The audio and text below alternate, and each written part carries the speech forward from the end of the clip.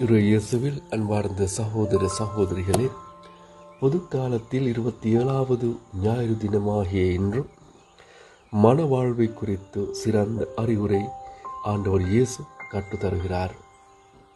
ஆம், மன வாழ்வு ஒரு மிகப்பெரிய சவால் என்பதை நாம் அறிவோம். மனவிலக்குகள் பெருகி வரும் இக்காலத்தில் மனவாழ்வின் ஒற்றுமைக்காக செபிக்கவும் முயற்சிகள் எடுக்கவும் கடமைப்பட்டிருக்கிறோம்.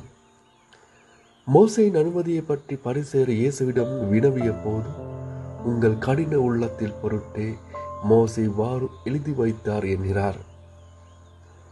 மனவிலக்கு, மனமுறிவு என்பதெல்லாம் கடின உள்ளத்தில் வெளிப்பாடுகள்.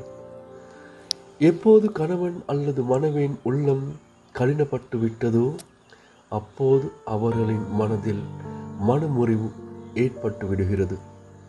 அம்மனமுறிவின் வெளிப்பாட்டே மனவிலக்கு. எனவே தம்பதியர் தங்கள் உள்ளம் கடினப்பட்டு போகாமல் காத்து கொள்ள வேண்டும். அன்பார்ந்த சகோதர சகோதரிகளே, தன்னலம் என்பது கடின உள்ளத்தில் ஓர் அடையாளம். புரிந்து கொள்ளாமை, ஏற்றுக்கொள்ளாமை, மன்னிக்காமை, பாசம் கொள்ளாமை, நல்லதை பாராட்டாமை, இவை அனைத்துமே கடின உள்ளத்தில் வெளிப்பாடுகள் தான்.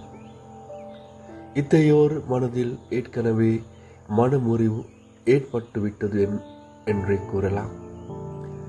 கல்யாண இதயத்தை இழுத்துவிட்டு கனிவான இதயத்தை பெற நாம் இறைவனிடம் இன்று இறைஞ்சுவோம்.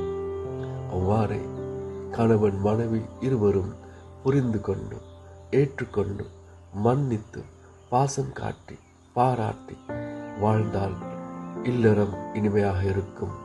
மன்றாடுவோம். ஆமென்.